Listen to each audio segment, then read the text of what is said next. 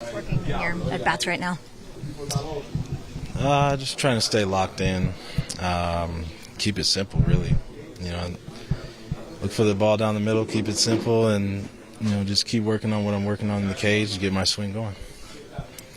After what the offense has kind of gone through early in the season, what does a night like tonight do for you guys?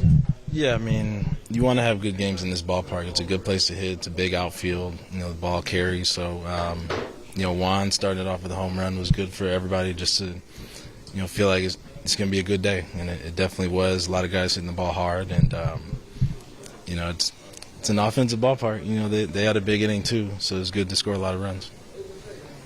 When you're taking the ball the other way, what does that say about where you are at the plate? Yeah, I think it was a pitch kind of out over the plate. So, if I can cover that ball and hit the ball hard the other way, it makes it tough on the pitcher. So, you don't want to have holes. There's been times where that's been a hole for me, but at the end of the day, like I said, I'm just trying to keep it simple. And today I felt good. When you haven't had many chances in your career to hit a leadoff homer, how does it feel to start a game that way? It's great, Just punch first in the first inning with the team is always great, Just get the team going and help the starter to sit down and have a little breathe, start the game with a lead. It's definitely great. Carlos had said that you guys are playing a little bit looser. Is that something that you're noticing as well? Yeah, we always play loose. Through all this year, we've been playing great baseball. It's been tough times, definitely. But we come with the same mentality every day, to win a ball game. What have you thought of Simeon's at bats? He's just better than at bats. He's a great player, great hitter. I feel like he's, getting his rhythm back. So I can't wait to keep seeing him doing that. Do you change anything about your approach in the leadoff spot? No, I try to do the same thing. I try to do damage. It's one of the things that Mandy told me, to don't try to do anything weird or anything like that. Just keep doing what I'm doing, and that's what I'm doing right now. What was your reaction when he said that he wanted to hit you in the leadoff spot? I was all in. I told him right away, whatever he wants, wherever he want me, I'll be there. Anything that can help the team, I'm gonna be open to do it. When the lineup is producing, the bottom of the lineup is producing the way they did today, what can that do for you guys when the lineup turns over, just having guys on base? It's always great. It's always great to have the bottom of the lineup, producing, helping the top part of the lineup, to have a little breathe and kind of like you say, get guys on base and try to bring guys home. So I think it's always great to see those guys doing that. So what did you see from Marcus Simeon's at bats today? Very good. He was aggressive early in the zone. He was short to the ball. He was able to use the whole field. He drove the ball, especially that homer to the pull side, that last at bat. That's a really good sign. I've seen this guy play for a long time, and when he's going well, he's doing that. He's an aggressive hitter. He's going to attack pitches. And like I said, it was just good to see him have results. It's been a tough stretch for him, but the guy is as consistent as anyone in there. He works extremely hard, and like I said, I'm glad that he finally got a really good game for us. What did you like most about Freddie's outing? He got behind some hitters there, and they ran the pitch count up. But look, man, he found a way. On a day where they put together some good at bats, they control the strike zone against him, they foul off some pitches. He was able to give us 5 there and keep us in the game. He continued to attack even when he got behind in counts. So it was a good outing for him. Nice. So good for you guys. Was it just a matter of not landing a splitter tonight? He left a few pitches up in the zone. It didn't seem like he had a hop on that fastball either. But I thought even though he got hit pretty hard, those first 3 guys, he got a couple of outs, and he was still, one batter away from getting that inning out of that inning. He's got to turn the page, like you said. He's been very good for us. So yeah, it was just a tough one for him today. Recognizing that there's obviously a lot of work to do. Can you feel the momentum starting to build now a little bit? Yeah, it's important. It's important to continue to win series. We got an opportunity to come in tomorrow and get that third one, and that's our mentality. We can sit here and think about the past. We just one day at a time. But it's good to see the guys playing loose with confidence, just playing their games, not trying to do too much, and we saw that today. What does it seem that that they're loose and confident? Just you watch their bats. You watch, in the dugout, pre-game, during games. Just they're playing the game the way they're capable. So there's a lot of smiles on their faces. So it's just good to see them having fun. How disappointing that you had to go to Williams there to get those final outs. Look, he got the job done. Obviously, it's been a tough stretch for Sean. We understand that he's too good of a pitcher, and he's very important for us. We have to continue to support him. We have to continue to work with him, especially in moments like this. But again, I'm glad that Devin came in and he got the job done. It's like even going back to the Anaheim series, you guys have been putting the ball in play a little bit more, getting the ball in the air instead of on the ground. Is this sort of like just the natural adjustments being made of, You just said it. It's not so much that we're putting the ball in play, because we've been putting the ball in play, but a lot of ground balls. So the fact that we were able to find gaps, hit some homers, we've been doing that as of late. We hit balls hard, but we put them in the ground. It's hard. You need to put it in the seat at times. So, and I've seen progress with a lot of the guys here where they're, staying up the middle, line drive. We're not chasing homers, but we just got to hit line drives, to the middle of the field. How do you like Soto in the leadoff spot when he does that? Fine. Got to get him as many as bad as possible. It's good to see Bo starting to come around a little more, but the guys at the bottom of the lineup, every time we can turn the lineup over and give those guys more opportunity, we're going to be in a good place. I guess Juan is okay. Seemed to tweak his wrist. Yeah, he felt something there, but I checked with him and he's like, no, I'm fine. How we doing, everybody? It's Wardy here. It's 12:27 a.m. I'm exhausted, but we have ourselves a ball game to break down as the New York Mets take down the Colorado Rockies in Colorado by a final whopping score tonight of 10-5. In tonight's show, we're going to deep dive all the key takeaways, the analysis, innings 1 through 9, everything in between, and what was nothing short of a hit spree there in Colorado, which should not be a surprise in Denver, especially in Coors. We know how easy it is for the ball to fly high and far, and for the New York Mets, they had a whopping 15 hits in this matchup to 13 of the Colorado Rockies, but a 5-run differential starting with Juan Soto going Juan Solo with his first leadoff home run of his major league career. We're going to get into Soto's dominance early in this ball game. Bo Bichette looking strong, Marcus Semien having himself a mother effing day, and everyone else in company, including, yes, Carson Bench, who looks better and better every single game. Remember when you guys said Carson Bench should be sent down? Listen, this is why you got to let a player marinate. Carson Bench is doing highlight reel things every given night right now, whether it's with the glove or now with the bat. So a lot of positives to break down, pairing with the negatives to get into in this 10-5 victory. And the negative has everything to do with the relief front, okay? Specifically, Sean Manaea, a man who was once coveted as the Samoan Southpaw, the tribal chief of this Mets rotation going back to the 2024 season, using that arm slot change to his advantage, gain the swing and miss, having solid velocity. Sean Manaea not only looks like a shell of himself, but he looks exactly like the man who should have gotten surgery this past offseason, but for one reason or another, decided not to do so. And to talk about not only the Mets missing the mark when it comes to injuries, we're also going to get into the continued incompetence when it came to how they went about the Jorge Polanco situation,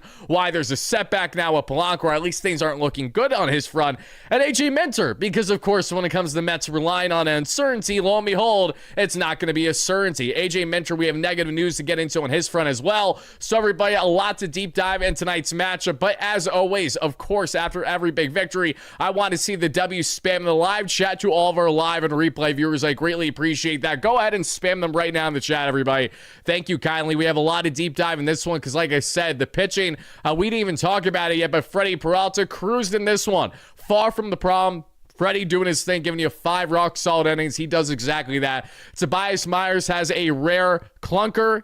Not a game that you want to see from Tobias, but he'll get the pass because he's been nails for the majority of this Mets season to this point. And then you have a guy like Sean Manaea, again, needing us to use Devin effing Williams 5 runs up in the 9th inning just because he couldn't get out of his own mess. Because the velo's yet again down. He doesn't have the control. Nothing's working for him, which pisses me off the same way that it likely pisses you off. So this is a double-edged sword of a victory for the New York Mets today because they've now won 4 out of their past 5 games. They are 14-22 on the season, so around 8 games or so below 500. They still have such a tall task and uphill climb to actually come to fruition, which is to get to 500. If not, then go on a run this year. I still wholeheartedly believe this Mets team needs changes and fast, regardless as to what they're doing right now against bottom feeder teams. But I'm happy to see them obviously win the ball games are in front of them, because at the end of the day, regardless as to what change I want to happen, it hasn't happened yet. It isn't going to immediately happen. So in the interim, go ahead and start winning effing ball games. And the New York Mets are finding themselves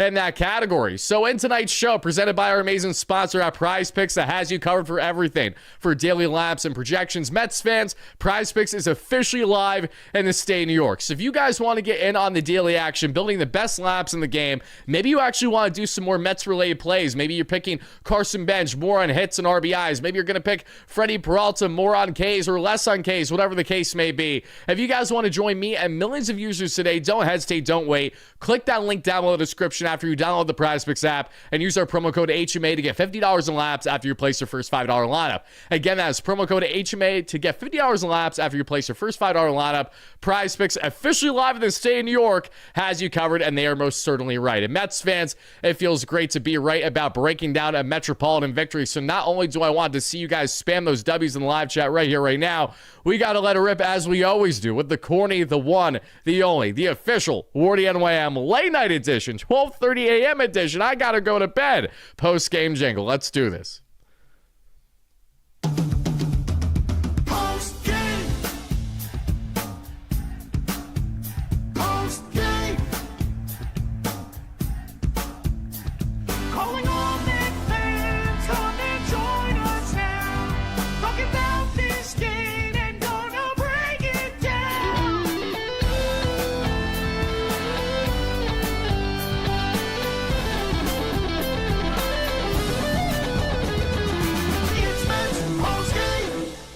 Shout out to my guys Greg and Jordan, as always, with the official Wardy NYM post-game jingle. If you don't know, now you know it, baby. It's here to stay after every big victory throughout the course of the 162. And God willing, somehow, some way, the baseball gods can get back on the right side for us Mets fans. Postseason play. Now let's get a roll call going to everyone watching live at a replay here before we rapid fire break down this ball game tonight. A lot of positives on the offensive front, not so much on the pitching front after Mr. Freddie Peralta, but we'll get into that here. Master Matt, great member. How are you? GTB, great member. We got Scott with the dono. Thank you so much. We'll get to that shortly. Bob, how we doing? We got Cabo in the chat. We got Rebecca, great member in here. We got G Money, longtime follower. Rick Cuban, longtime follower. How we doing? We got Richard Ruiz. We got Levin, the guy, the great member as always. JTB, great member. We got our guy Scott with a $5.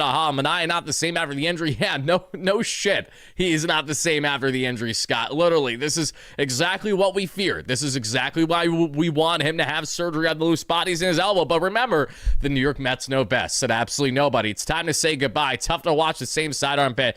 It's brutal. It's absolutely horrendous. There's nothing good about Sean Manaya right now, and he knows it, and that's why the Mets have a bit of an issue. That's why I told you guys entering the season, don't be surprised. Be ready when the Mets part ways with one of, if not both of the veterans, David Pearson and Sean Manaya entering the season. These guys are just too much of a walking uncertainty when you already have so much uncertainty with this club as is. That's not going to fly. Regardless of the Mets winning this ball game, that can't be pushed aside. Shout out as well, not only to the Mets on the big victory tonight, but sticking with the orange and blue. Big victory for the New York Knicks as they took down the 76ers. They're now up 2-0 in that series. I know a lot of my Knicks fans are watching live into this one right now.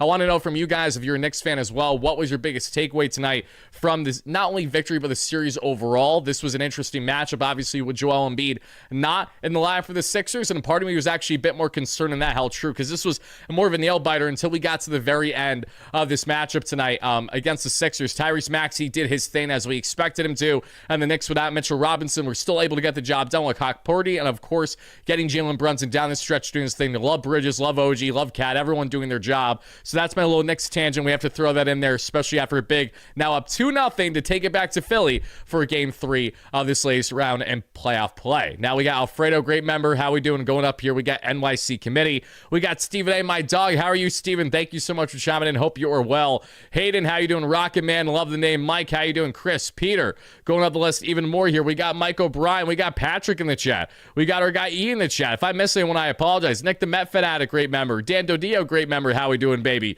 All you guys chiming in. Thank you, thank you, thank you. Really appreciate it. If you guys donate, I appreciate it. It's never asked, but I'll get to them once I'm done breaking down this ball game now, because I got a lot to say. And the final thing I will address is the massive Michael gifting 5 memberships. Michael Guido, great member here on the platform.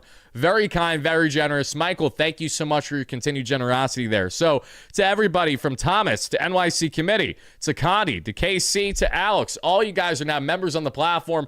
Be on the lookout. I just need to update the member emojis. We'll be doing a members only live show sometime here in the month of May, so make sure you guys are on the lookout for it. It's a one-on-one with yours truly where we just chop it up and talk all things Mets in a more secluded fashion to the north of 100 to 200 members that we have versus the thousands I talk to every single night here on the platform. Now, first and foremost, the main thing that I want to say to each and every one of you is what a nice, refreshing breakout win for the New York Mets on the offensive front, okay? You're in Denver, Colorado. The ball flies there. You just want to see the bats prevail. You don't want to see the Mets win games by the skin of their teeth. You don't want to see them grind out these 5-4 victories against these sorry teams. I understand that the New York Mets have not been good at all. I completely understand that. But these are still teams that the Mets should be able to take advantage of to certain levels, and they haven't done that at all the first month plus of the season. Now they're starting to do that. And a Rockies team, for them to be able to pounce on the way that they did, we're not going to complain. We're going to take that victory for what it is, and we're going to hopefully continue to tack on from there. Listen, the Mets have now won 4 out of their past 5 games, and they can secure what would not only be a series victory, but a sweep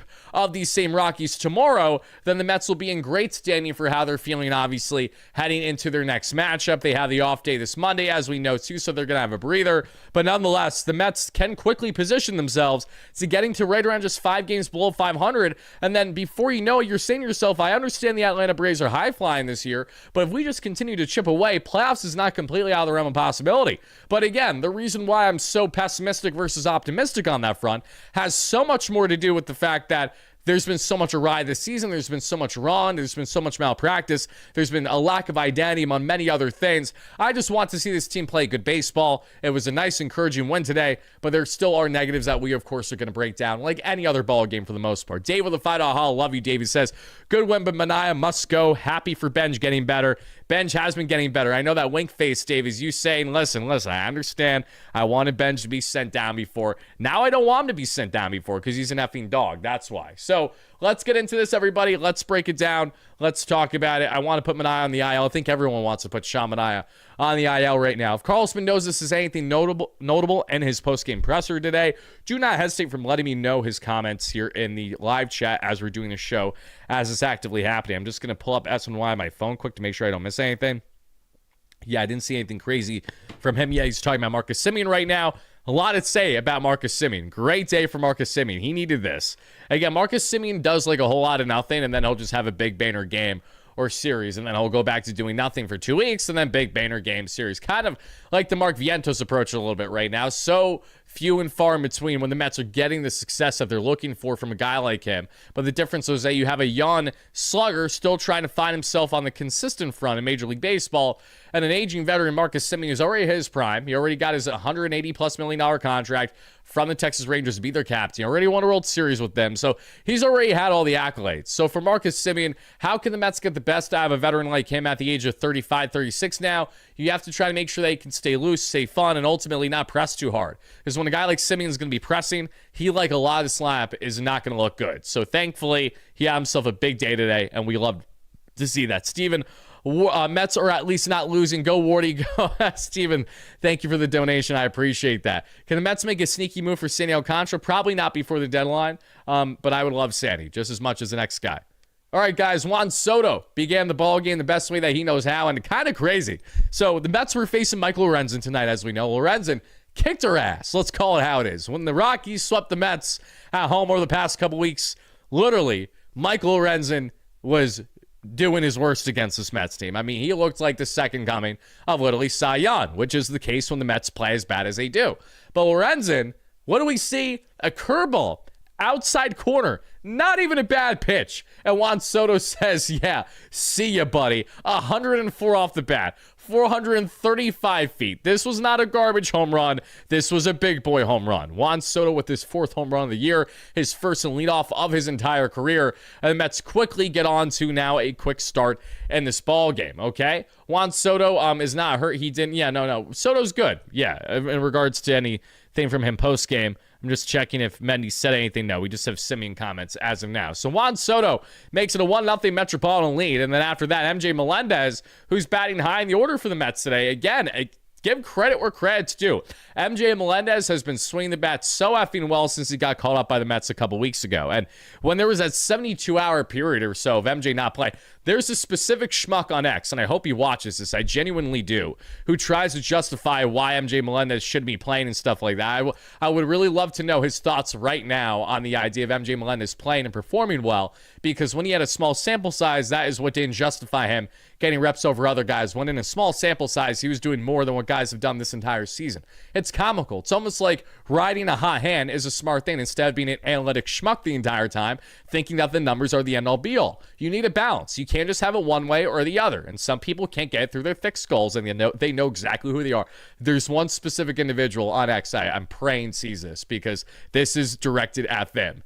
This is not how baseball works, okay? You need to go with the gut feel, even if it goes against what the numbers tell you. Even if it goes against maybe what the splits tell you, okay? Even if the numbers aren't in your favor, if a bat is hot, you do not want to take that bat out of the lineup. And the Mets made an inconceivable decision to pull MJ Melendez in the series finale against the Washington Nationals when he had a home run and a big hit, and then he put in Austin Slater ice cold off the bench against Dickie effing Lovelady, and he softly grounds out, okay? When MJ Melendez has a career roughly 240 average against southpaws. So MJ Melendez, I've been going to bat for. This kid's been playing really good for the Mets, and he deserves the kudos after not really getting much of a spring training because he went to play for Team Puerto Rico in the World Baseball Classic, and PR said, yeah, buddy, we're not going to play you. So he legit got no reps at all. Now he's finally starting to get them.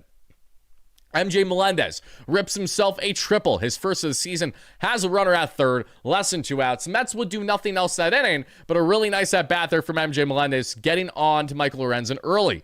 At the bottom of the first, it's a 1-2-3 there for Freddie Peralta, cruising against Julian, Moniak, and Goodman for the Rockies. In the second, Marcus Semien gets himself a base knock. Carson Bench with strikeout swinging up, called out strikes. One of his worst at-bats of the day, though, because Carson looked good, and you guys will see that. Alvarez did ground into an inning-ending double play, which was not ideal, and we go on from there. In the third inning, we would see TJ Rumfield, bomb the second with a leadoff single. Then Tyler Freeman with a leadoff single. Back-to-back knocks for the Rockies in this one, but nothing would happen. Why? Troy Johnston is out on the force out, a fly out on Kyle Karros, and then Ezekiel Tovar grounds out. So Freddie Peralta works around the 2-on, no-out jam without a problem. As we continue on from here, everybody, we get ourselves to the third inning, where with 2 outs, Bo Bichette says, you know what? It's time for Bo to get on base. And Bichette absolutely demolishes a hanging curveball by Michael Lorenzen.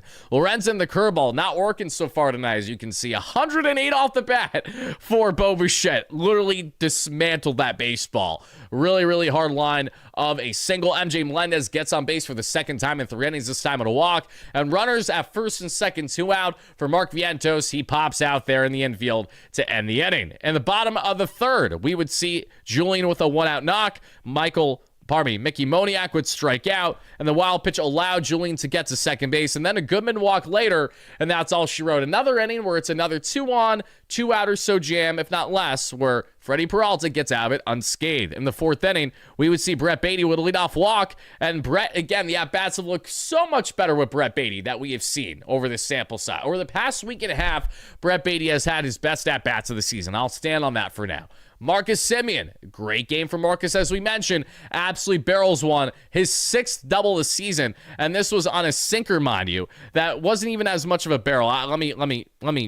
Let me pull back for a second. This was 76 miles per hour off the bat. It was a double that we'll gladly take nonetheless, and that put runners at second and third for Carson Bench, everybody. And what does Carson Bench do? He continues to hit. He takes a changeup, beautifully placed down in the zone, but still in the zone for him to hit. He goes and he drives that one, pulls it to the right side. That would drive in some runs. The Mets would then take a 3-0 lead. Another day, another big hit for the Mets rookie in Carson Bench. I think we can all agree by now, guys.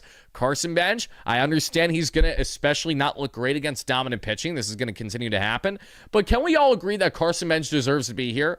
Can we start that discussion now? Okay, we're a month and a half into the season. I think we can all absolutely argue and agree that what Carson Bench is able to do on a nightly basis as truly a multi-tool, north of a 5-tool talent when he's really going to put everything together, he has all the makings of being someone that's going to be impactful every single night. He gives me shades of a young Brandon Nimmo in the sense of just how strong his glove is, his strong base running. He's faster than Nimmo, even when Nimmo was a rookie going back 2015, 2016 area. And obviously the bat-to-ball skills are getting more polished by the second. You can tell in real time he's adjusting on the fly. He's making proper adjustments to obviously adapt and get where he needs to be at the major league level. I am very encouraged with what we are getting from Carson Bench right now. Regardless as to who the Mets are playing, this is very impressive to see because we're watching a young player develop and get better right in front of us. It's always an exciting thing when you see a top prospect start to blossom. Literally, you see him go from the ground up. That's what we're experiencing right now with Carson Bench. So Bench makes it a 3-0 ball game. Alvey then gets himself on with a single. So you got runners at the corners here for Luis Torrens, who would make it a 4-0 ball game. Because, of course, Luis Torrens is going to ground out to drive in a run. Again, Torrens is always putting the ball in play, always making things happen. And even though Juan Soto would ground into a double play to end the inning, it's not before the Mets would tack on a couple more runs and now be up 4-0 as we head to the bottom of the fourth. And in the bottom of the fourth, that side of a Troy Johnston single and a Kyle Karros walk, another day, another inning where we would literally see Freddie Peralta get out of a 2-on, 2-out, or less than 2-out jam. Every single inning, he did this for the most part, it felt, against these Rockies. And the fifth inning, MJ Melendez gets himself on base again. Why? Because he's a mother effing dog. That's why. A 1-out hit for MJ Melendez, and then we would see Mr. Tyrone Taylor come in to pinch run for him for that. Afterwards, we would unfortunately see Tyrone Taylor caught stealing. So the pinch run didn't really lead to much success for the Mets here. In hindsight, obviously, something that if we could prevent that would have been nice, especially with the way that MJ was swinging the bat today. I understood wanting to kind of, be a little proactive there, get Tyrone in the ball game, and see if he could really be a base stealing threat for you. But when he gets caught, it defeats the purpose to a degree as to why he made that move in the first place. Mark Vientos gets on with a walk. Nothing else happens in the inning. At the bottom of the fifth, it's the final inning of work for Freddie Peralta today, and he works a 1-2-3. Freddie Peralta's final line for the New York Metropolitans is 5 innings, 4 hits, no earned runs, 2 walks, 1 strikeout.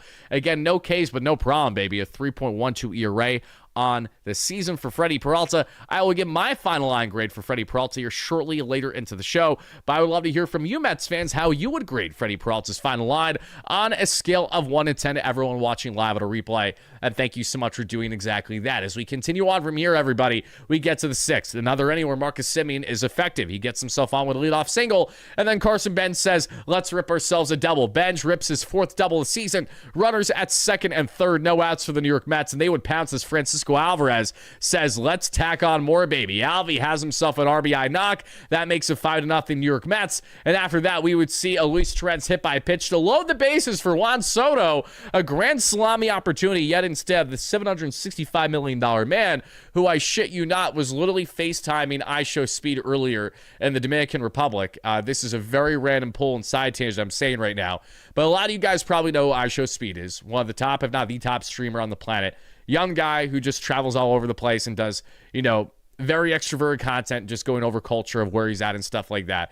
And because he's been in the Dominican Republic, he was literally hitting bottle caps with wooden hacks with guys like David Ortiz, and he was FaceTiming Juan Soto, who he literally did not know who he was until today. That is how much in his own little land IShowSpeed is. But it was just funny to see that happen earlier today before we saw Soto have his game against the Rockies today. And Juan Soto would cause a sac fly, which would give the Mets a 6-0 lead. Afterwards, Bo Bichette says, we're going to keep the line moving, baby. We're not stopping now. Bo makes it 7-0 because Bo knows, baby. Bichette puts the ball in play, and then it becomes 8-0 because Tyrone Taylor would ground into a force out, and that would make it 8-0 thanks to the throwing error as well by Julian. Mark Vientos would strike out swinging with a runner at second, but not before the Mets would go on to now add 8 runs and are up 8-zip so far in this ball game. Thank you guys kindly for the donations. I will get to them as soon as I'm done breaking down this ball game. And the bottom of the sixth, TJ Rumfield would smack a home run literally against Tobias Myers right away. Against Tobias did not have a good day today. Could not handle Corswell. He threw a middle splitter, and see ya. Afterwards, Tyler Freeman ripped his 2nd double of the season, and Troy Johnston ripped his 9th double to make it 8-2 Rockies deficit. Jake McCarthy, the former Arizona Diamondback, is looking like a snake today as he would smack his 1st home run of the season for the Rockies to make it an 8-4 ball game. Like I said, just not Tobias Myers' day. And I'm going to give him a pass because he's been nails more often than not. You're in Denver, you're in Colorado. That's still one. He gets a pass, unlike Sean Manaea. Sean Manaea gets no effing pass. When it comes to Tobias Myers, he'll get a couple passes because we love ourselves what Tobias has been doing so far this year. Brooks Raley comes in to face Mickey Moniak, the hottest hitter in this Rockies lineup to begin the season, and he strikes his ass out the best way he knows how. Brooks Raley, reliable.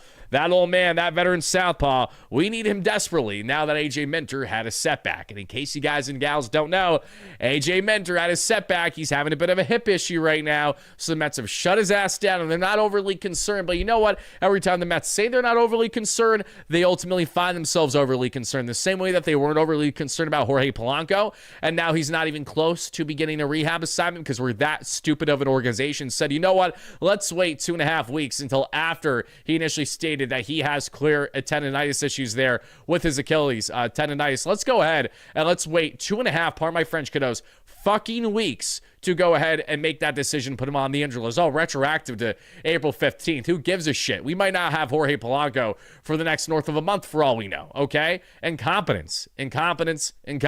I digress. As we continue on here, we're in the 7th inning. In the 7th, we would see Brett Beatty, the hitman, as we love to call him. Brett, the hitman, with his 5th double of the season, this time to lead off the ball game in the inning. Then with a pair of outs, Francisco Alvarez gets on base for the 3rd time today, this time with a walk, and then Luis Torrens would fly out. But I gotta say, I'm really effing with Alvy and Torrens batting back-to-back in the lab together. I really do like that. I don't dislike that at all, actually. I've been rocking with it. I'm not gonna lie. I F with it, if you will. We would see for the Rockies, 1, 2, 3, they go down in order at the bottom of the 7th.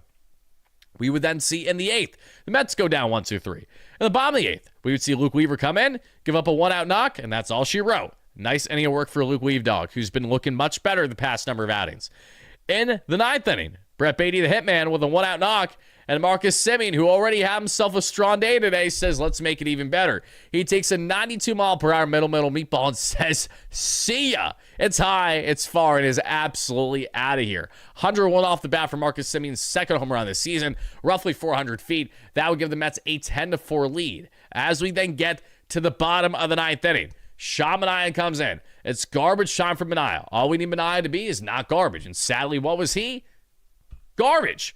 We would get a Julian strikeout. Then a Mickey Moniak 1-out knock. And where was this 1-out knock placed initially from Sean Manaea? Oh, yeah, Sean Manaea threw himself a sinker that wasn't even terrible. It was just a really nice hit by Mickey Moniak, honestly. It wasn't terrible other than the lack of velocity. Hunter Goodman then would get on with a single, and this is on an 88-mile-per-hour sinker, a little bit more upstairs. That's egregious. I mean, the fact that we're not even touching 90 on the sink piece with Sean Manaea is just garbage. TJ Rumfield then takes a middle sinker, first pitch, 88, same shit, and lo and behold, he gets himself on base. So back-to-back knocks for the Rockies, and then a hit-by-pitch makes it 10-5, because again, Sean Manaea looks so effing bad today. The Mets had to go to defer to Devin Williams to make sure we won this ball game 5 runs up. So Sean Manaea's velocity looked like shit, his location looked like garbage, and when we talk about the future Sean Manaea in this Mets organization, it's getting harder and harder to justify why exactly he's here, other than literally eating garbage time. But if he can't eat garbage time because he looks like garbage, because he's taking the role too effing literal, what else are you supposed to do? So I'm not trying to get too high-headed. The Mets won 10-5 today. A lot of positives on the offensive front. Freddie Peralta did his thing on the pitching end. But I have to nitpick this because this is a continuation of the shit we've been calling out for a while now. It's not like this just started when it comes to Sean Manaea. This is a continuation going all the way back to last year, what was a completely wasted season. This is going to be 2 years in a row of Sean Manaea being garbage since the Mets have obviously signed him to that deal. And that was yet another terrible move that David Stearns made in hindsight by running it back with that squad and a Sean Manaea who had, in certain ways, like Luis Severino, a bit of an anomaly of a year, not a guy we could bank on. And we, as fans, bought into it. I'm not saying I didn't. I'm not saying I wasn't in favor of the signing because I initially was. But oh my God, is it blown up in front of our faces to a degree that we are not happy about? Seriously. My goodness, my God, my gracious. So before we get to the grades on the pitching and a bit more on the offense, let's answer a couple of these comments quick that we got here from you guys. Thank you so much for it. Let's see here. Steven says, I answered that already. Why couldn't Peralta start the 6th inning? Well, as we take a look at Freddie Peralta's pitches that he threw today against this Colorado Rockies squad, he threw 91. So, it was more so there just wasn't a need to kind of keep him in there than it was anything else, which, again, I'm not complaining about. He had a perfectly fine outing. Michael with a $15 haul. Thank you so much, Michael. I appreciate you, brother. He says, Mets win, $5 donation, 10 runs scored equals $10. Season contribution is up to 156. For those that don't know, Michael is a great member here, has been going out of his way to donate after every victory throughout the season, and also donates based on how many runs the Mets score. So the fact that the Mets scored 10 today means that Wardy gets himself a nice little donation. So thank you so much for that, Michael. Really appreciate your continued generosity throughout the course of the season. You're a real one. Seriously, you are. And Michael Guido, another great member, says, Sean Manaea sucks. They should stop using it. I know. It really does suck because I like Manaea as a person as well. That's what makes it difficult, especially when you like the personalities. I have with Sean Manaea a lot. He's a really, really nice guy. But he's not getting it done, and I don't know when he's going to get it done.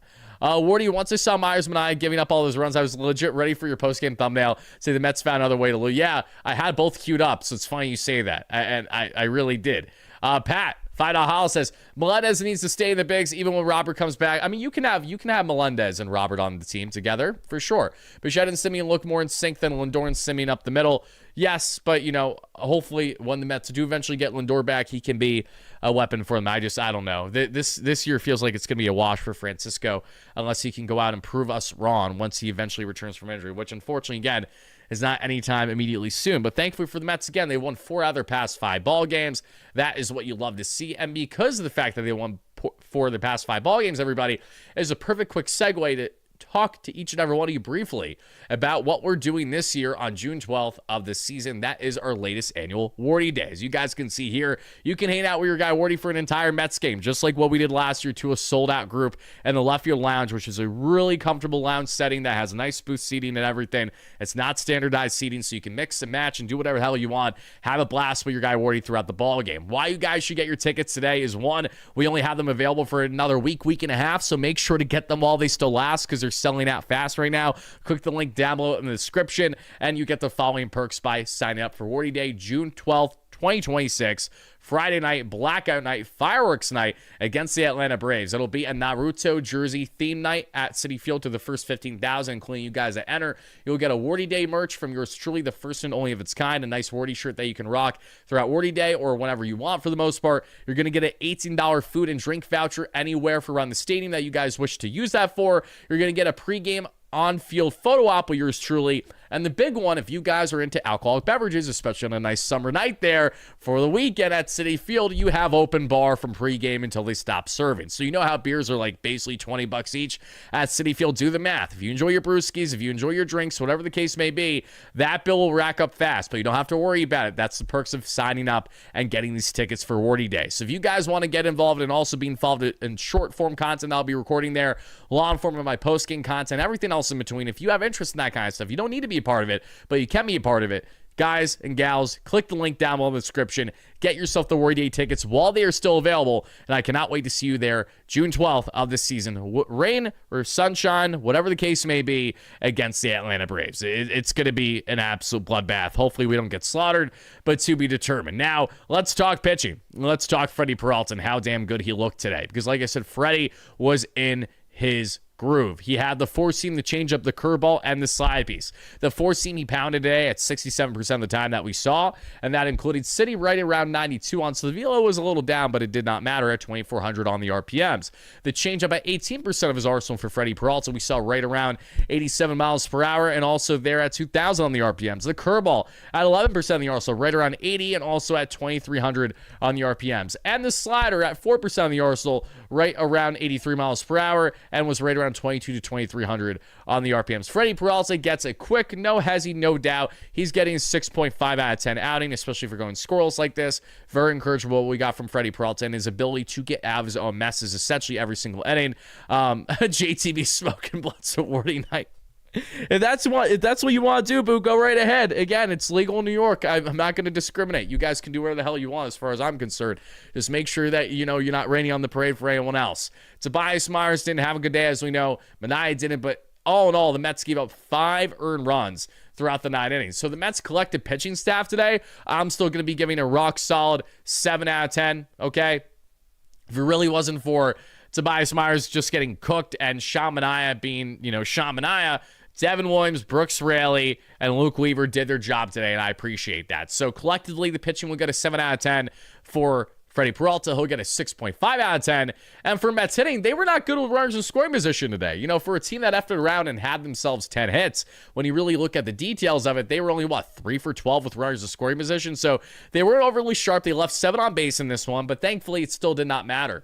So to wrap things up here, I'm breaking down the lineup. Juan Soto with his solo home run, a couple RBIs on the day now, 299 average and a 902 OPS for the $765 million man. Crazy to say. Bo Bichette looking better, 2 for 5 with an RBI, 242 average, 592 OPS. MJ Melendez, 2 for 2 with the triple. Loving me some MJ, 333 average, over 1,000 OPS. He's a dog. Tyrone Taylor, 0 for 2, including the RBI that he had. 190 average, 517 OPS. Mark Vientos, 0 for at first base, bang for today.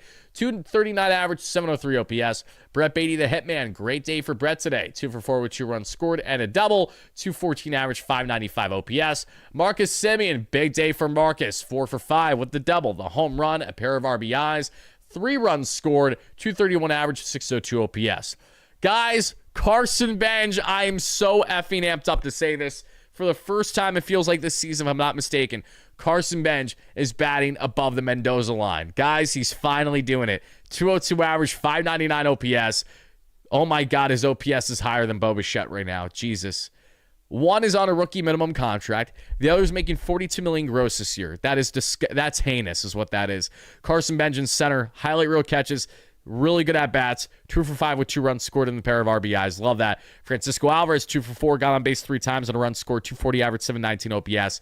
Luis Torrens, 0 for 3 with a run scored. 179 average, 476 on the OPS, everybody. Mets offense today. You score 10 runs in Colorado, you are going to be getting a score today. I'm going to give the offense an 8 out of 10 today because there's an asterisk when you're in Denver. They went 3 for 12 of runners in scoring position, but all in all, very good offensive day for this crew. I'm going to go strong 8 out of 10 just because I'm factoring a little bit into, who they were playing, where they were playing, and all those kind of things in between. But all in all, a lot of good grades to throw around regarding the New York Mets from their latest victory tonight in Denver against these Rockies to secure the latest series victory.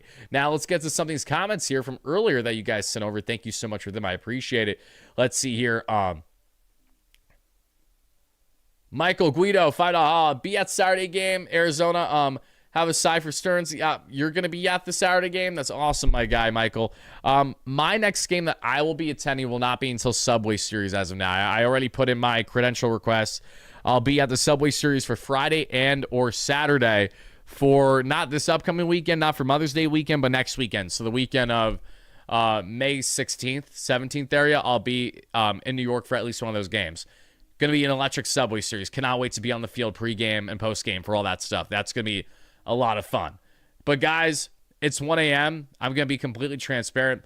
I'm shot. I got a long day tomorrow. I'm going to the city for the post, which will be interesting because I initially was planning to do segments for Straight Out Flushing in studio tomorrow with the Mets having an off day.